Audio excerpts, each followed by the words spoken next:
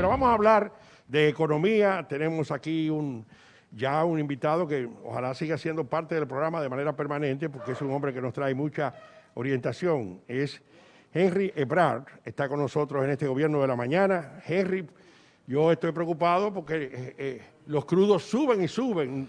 ¿Qué va a pasar aquí? Otra vez se han congelado los precios de los combustibles, pero ¿hasta cuándo va a soportar el gobierno esta situación, pagando una cantidad de dinero por el crudo que no puede recuperar en las ventas en nuestro país? Buenos días, bienvenido. Muy buenos días, muchas gracias por la muy amable invitación, que sea para hablar de ese tema tan delicado y que resulta obviamente desagradable, ¿no? Que es el tema del petróleo, de los combustibles. Efectivamente, hemos observado cómo desde el inicio del año es una realidad. El precio del petróleo y de los derivados en los mercados internacionales ha ido subiendo de manera muy marcada.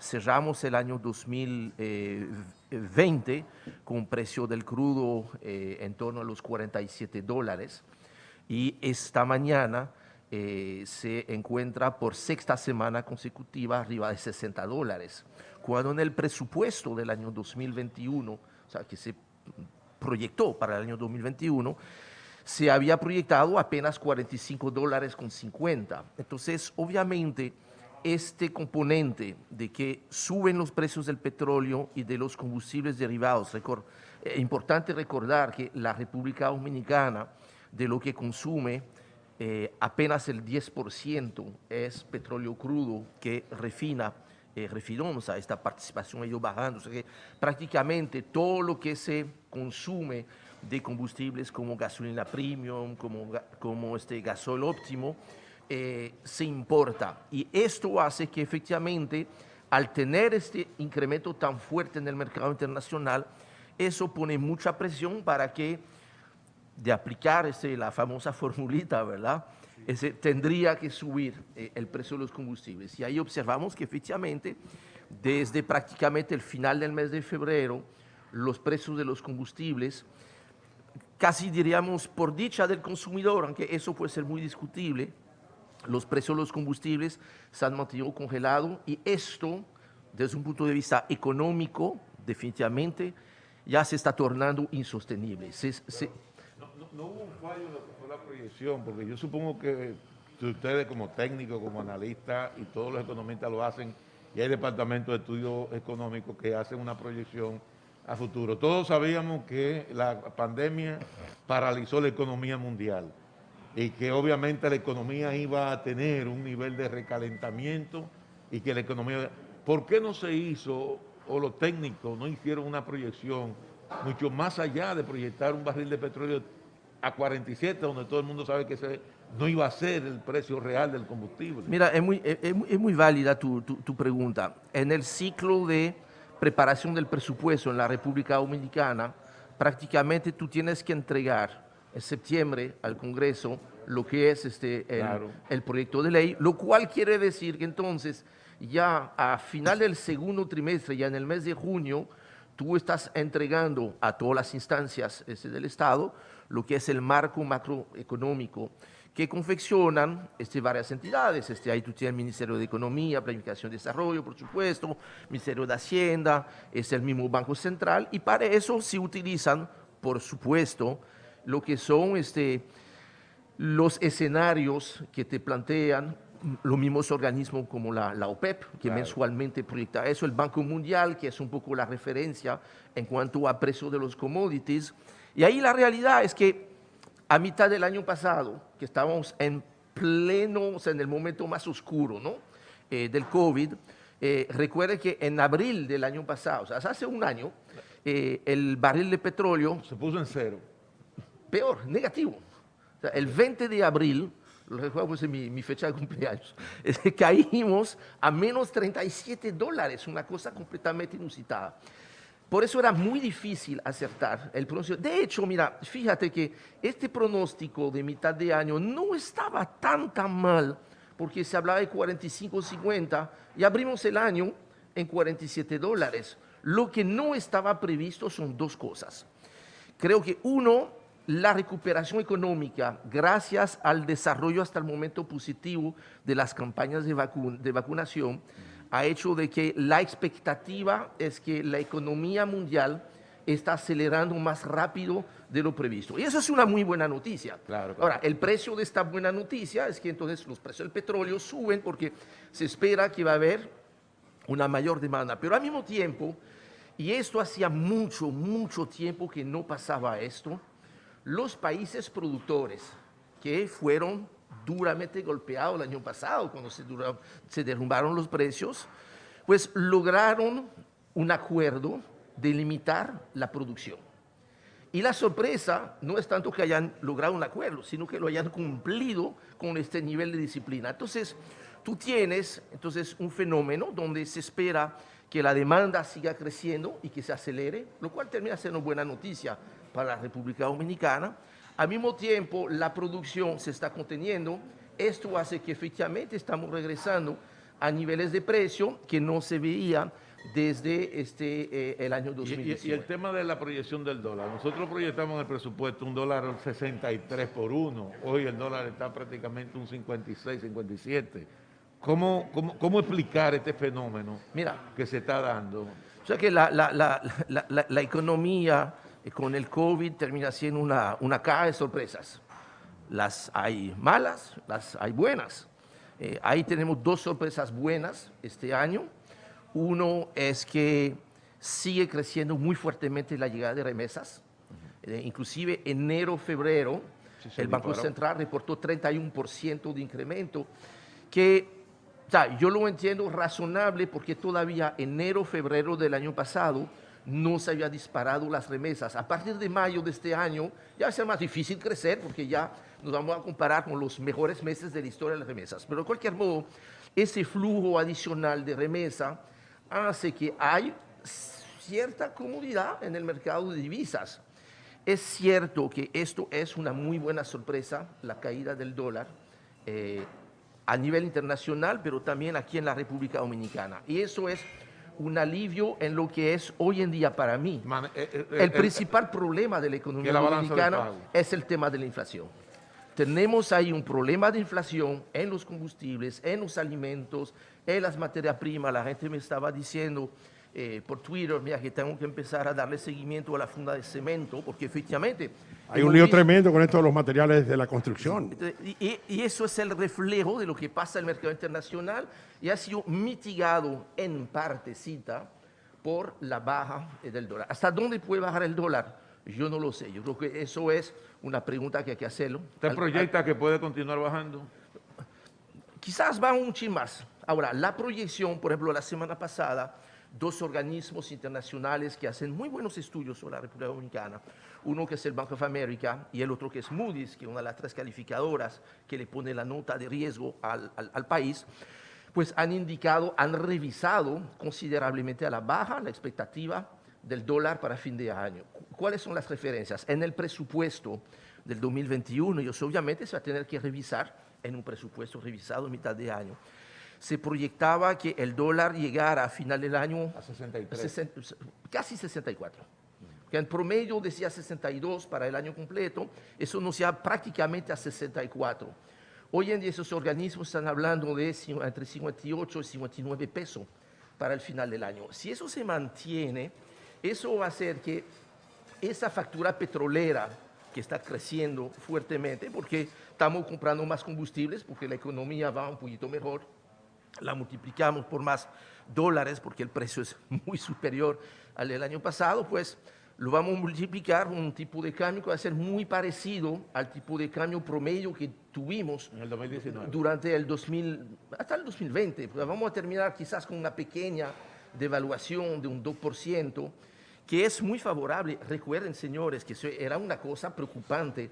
El año pasado, la semana antes de las elecciones, la devaluación del peso alcanzaba el 15% y había problema de acceso a las divisas. Eso es un problema que parece, por lo menos por ahora, a menos que haya cambios drásticos en la economía mundial, una de las buenas noticias de este año es la tranquilidad en el mercado cambiario. ¿Y el flujo de financiamiento piensa que puede continuar? Porque eso también se provoca una especie de represa al incremento de la prima del dólar. Bueno, mira, no se le habrá escapado que a principio de año la República Dominicana inclusive fue el primer país del continente en lograr una emisión de bonos soberanos. Entonces, siempre la gente dice, ay, pero eso es preocupante.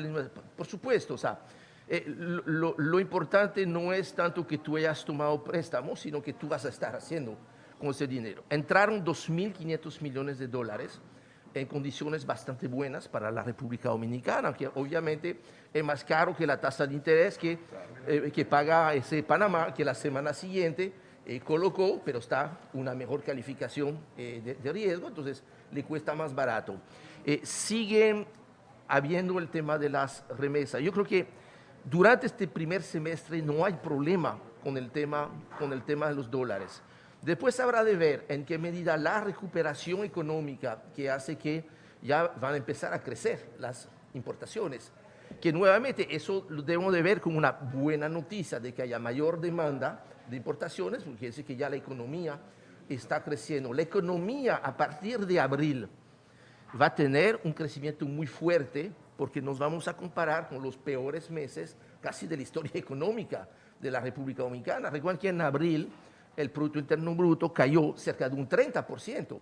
Entonces, no se sorprendan si este año, en abril, el Banco Central anuncia un crecimiento de casi un 40% de la economía, porque el solo hecho de lograr volver al nivel donde estaba la economía en el 2019, que termina siendo, no es crecimiento realmente, es volver donde tú estabas, pero matemáticamente eso te significa... Caerse a un hoyo y subir de nuevo a la superficie. Sí, por eso yo publiqué este fin de semana una nota donde yo estoy revisando nuevamente al alza la expectativa de crecimiento para la economía dominicana por esta misma razón, y hasta el momento, con el caso lamentablemente omiso del sector turismo, que no ha logrado pues repuntar, tenemos este problema. Pero la inflación a mí es lo que me preocupa, y yo sé que eso es lo que está poniendo mucha presión sobre las autoridades, pero no podemos seguir quemando 1.000 millones de pesos al mes. 1.000 millones de pesos al mes.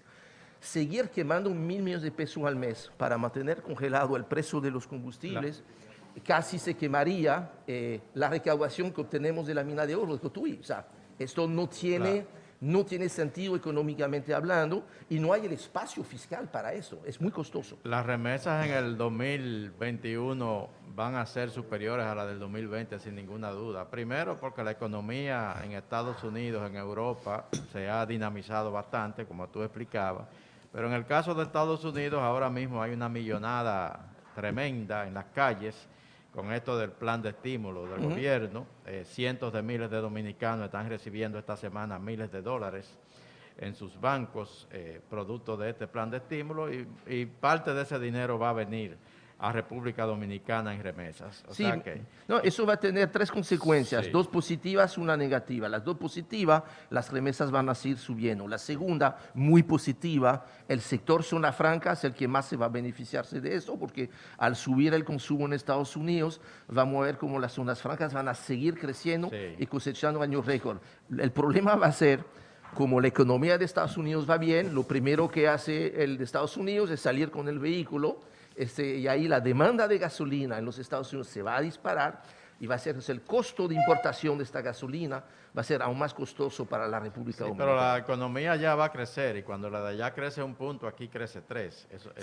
Mira, definitivamente esto va a ser un alivio muy importante para la economía dominicana. Sobre ya un tema local, ayer decía el presidente en Puerto Plata que la economía dominicana va en franca recuperación y dinamismo. ¿Tú crees que debemos ser tan optimistas a este momento con ese tema? Mira, ya la gente me conoce, está la macroeconomía, esta puede estar muy bien y se está recuperando efectivamente, el crecimiento está bien, el tipo de cambio se ha manejado, la inflación que haya subido todavía es, entiendo, manejable. Ahora el problema es la microeconomía, y esa es la economía de verdad, la economía del ciudadano de a pie que nos está escuchando hoy, que dice, mira, la economía está creciendo, pero ¿dónde está el empleo que yo he perdido? Todavía falta recuperar mucho los empleos que se han perdido. El tema salarial, que va a ser una presión muy grande este año. O sea, la consecuencia de que la inflación haya llegado a su nivel más alto de los últimos 11 años le está poniendo mucha presión sobre las empresas, sobre el gobierno, para el tema salarial. Entonces, la gente quiere ver que la economía esté bien, pero también la suya, ¿no? Y eso obviamente lo que más preocupa es, y eso es el gran reto todavía pendiente para la economía dominicana, para eso el tema del pacto social. Está bien que la economía esté creciendo, necesitamos que la economía crezca, pero necesitamos que la economía crezca más ahora para la gente, que este crecimiento signifique más empleos, mejores salarios, mejores condiciones de vida, el tema del agua, de la educación, de la salud, como lo vivimos con el COVID. Sí, usted dice que el gobierno no puede seguir quemando 1.000 millones de pesos. ¿Eso significa que debemos nosotros prepararnos para que en los próximos meses haya un aumento en los precios de los combustibles? No, y ahí mismo, ¿quién se está beneficiando de este subsidio del gobierno a los combustibles? ¿Los pobres o los que tienen la posibilidad de pagar el combustible? ¿Qué pregunta más interesante? Yo siempre digo, y con todo el respeto que se merece la gente, ¿no? Es uno de los pocos países en el mundo donde los pobres salen a la calle a defender los intereses de los ricos. Los únicos que deberán ir a protestando para defender que se siga congelando los precios de los combustibles son los ricos. Porque ¿quiénes son los que compran los combustibles? Son la gente mayormente quintil 4, quintil 5, o sea, el 20 y el 40% de los hogares más acomodados. El problema es que el combustible usted sabe que tiene un vínculo directo con todo el proceso inflacionario. Sí, Sí, pero tiene toda la razón. Ahora, tú tienes dos opciones. Y ese es el mismo problema siempre con los subsidios. Un subsidio, al igual que un incentivo, no es bueno ni malo, todo depende cómo se hace. Para ser bueno un subsidio, tiene que ser focalizado, tiene que ser condicionado, tiene que ser limitado en el tiempo y bien administrado. Si falta una de las 4 patas, no funciona. Congelar los precios equivale a un subsidio generalizado. Quiere decir que tú lo necesites o no, que tú ganes mucho o que tú seas muy pobre, te toca igual. O no igual. Porque mira, el más pobre no compra combustibles. Él compra pasaje, compra efectivamente muchos insumos, sí, que van a depender del precio del combustible. Por eso que lo correcto sería, en vez de quemar 1.000 millones de pesos al mes, reflejar el precio de los combustibles como es y utilizar parte de este dinero para tener programas focalizados para proteger. Yo entiendo, lo más importante que proteger son 2 grupos. Con el GLP, el tema de las amas de casa. Y eso está muy bien, está empadronado ya, el sistema funciona. Hay un programa de bono gas donde la gente está empadronada, recibe su subsidio mensualmente. Lo único que hay que hacer entonces es aumentar esta transferencia. Eso es una manera de hacer que entonces el más rico con solidaridad pague lo justo y que con este pago pues justo pero adicional permita entonces acompañar al más vulnerable. Y el otro es el tema del transporte. El resto que tiene que ver es con la comida, no creo que sea del lado de los combustibles que se pueda tratar directamente, pero sí ver cómo acercar la producción a la gente, el tema del mercado popular, es una serie de cosas. Pero no podemos, o sea, lo peor que podamos hacer es tratar de tener esa ilusión de que aunque el precio del combustible suba afuera, nosotros acá mantenerlo congelado. Tiene que haber también elementos de cultura, de ver cómo ahorramos combustibles, que es otra forma también de resolver eso, de retomar algo que está en la ley. Señores, el país produce y pudiese producir mucha más caña de azúcar para producir alcohol. En la ley está contemplado la posibilidad de incorporar dentro de los combustibles tanto gasol como gasolina, una parte de alcohol. Escúchame, lo que pasa es que aquí se ha dado un proceso de distorsión con los famosos subsidios focalizados. Nosotros estamos subsidiando el sector transportes acá y hay una distorsión. Aquí se está focalizando, incluso a través de incentivos con excepciones fiscales, a la gran industria, a la empresa eléctrica, a los transportistas, a los constructores, al sector turismo, y todos esos combustibles llegan exonerados de impuestos, sin embargo terminan en la calle, en una competencia totalmente desleal. Entonces, para nosotros, por ejemplo, y estamos hablando de subsidios focalizados, no estamos hablando ni siquiera de subsidios generalizados. Sin embargo, eso se convierte en una distorsión que termina en detrimento del propio ingreso del Estado y en detrimento del consumidor final. Es perfectamente válido tu comentario. Recuerda que yo mencioné 4 patas. La cuarta, que a veces se olvida y que viene a dañar entonces el incentivo o el subsidio, es la administración de esto. Eso se tiene que evaluar. Por ejemplo, cuando tú das, y yo entiendo que se cambió hace 3 años, yo creo que cuando Temístocles Montaz entró al Ministerio de Industria y Comercio, una de las primeras medidas que tomó, que me pareció adecuada, y de hecho se ven las cifras que sirvió de algo, antes el combustible de generación que estaba exonerado, se vendía el combustible ya exonerado.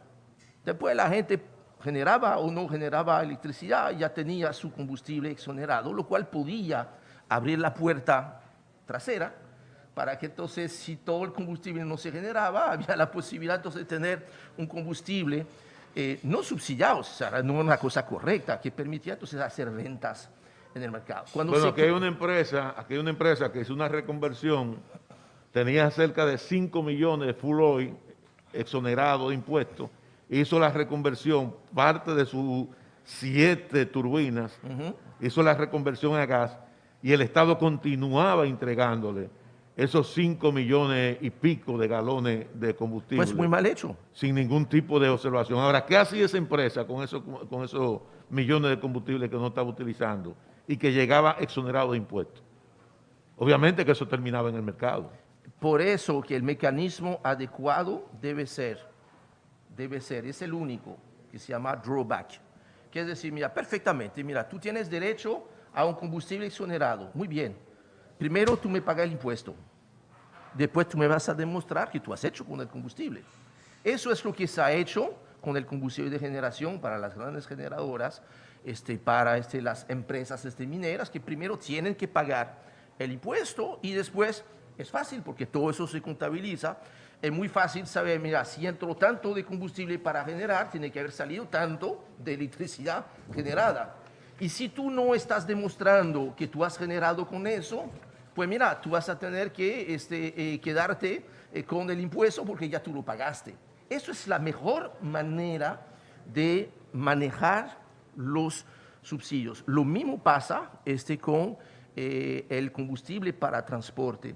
Fíjense en el capítulo del gasto tributario, si vemos el costo de las exoneraciones a los combustibles en los últimos 4 años ha bajado sustancialmente por este cambio de metodología. Porque obviamente el que estaba buscando adquirir combustible exonerado y que no tenía la intención de generar electricidad, para él ya no es negocio, porque si él tiene que comprar ese combustible pagando el impuesto, obviamente ya va a dejar de hacerlo porque ya se le acabó el negocio. Por eso un incentivo, un subsidio, tiene que ser muy bien, pero muy bien administrado, porque si no, siempre va a haber la puerta abierta a este tipo de desvío, porque si tú tienes en el mismo mercado un bien que tiene varios precios, porque el impuesto no es el mismo, que es el mismo producto, siempre tú vas a tener ese tipo de problema.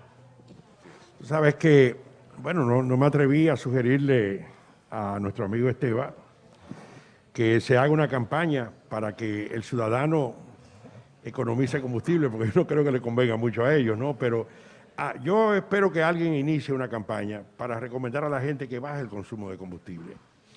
Es importante, y con otros mensajes más con relación a los combustibles, porque ustedes están escuchando, aquí no está la más mínima esperanza de que el precio de los combustibles baje, Rosendo. Lo que pasa es que aquí al Estado le conviene que se consuma mucho combustible, porque eso implica más ingresos por impuestos. En Estados Unidos te tienen carriles especiales para que, por ejemplo, un vehículo que vaya en 3 personas, bueno, pues tiene privilegios en la carretera. Por ejemplo, paga un peaje menor, y ese tipo de cosas, y así 3 personas que trabajan en una misma empresa y viven en un mismo vecindario, acuerdan y se van todos en un solo vehículo. Y pagan un solo peaje. Y entonces hay 2 vehículos que no se están movilizando en la carretera. Y esos son políticas energéticas. Si tú haces eso aquí, esos transportistas agarran ese chofer y le queman el carro y bajan los pasajeros.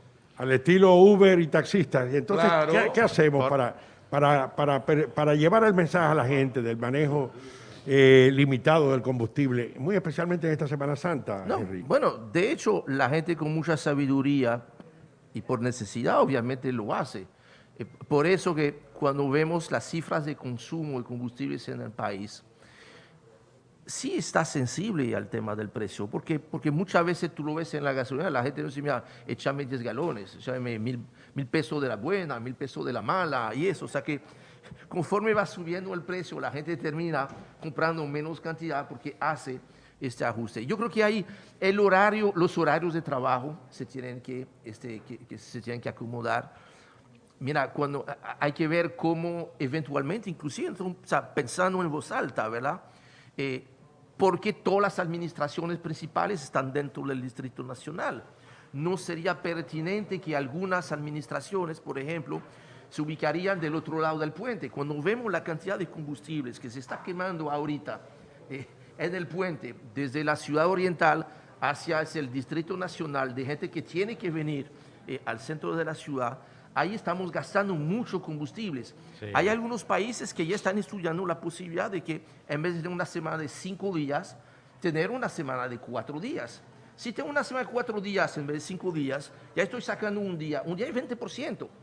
Para mucha gente, el costo del transporte, especialmente la gente menos acomodada, el transporte le puede representar hasta un 20, un 25% de su salario. Entonces, tenemos que pensar de que los precios baratos de los combustibles no van a volver, porque si no, siempre vamos a pensar, bueno, no importa, los precios van a bajar, los precios se pueden congelar. No, tenemos que pensar que la República Dominicana es altamente dependiente de algo donde el precio no se fija acá. Para eso, campaña de cultura, campaña de educación, hay que aprovechar obviamente las compañías para que lo hagan, y si es cierto, el Estado tiene un conflicto de interés evidente. Claro.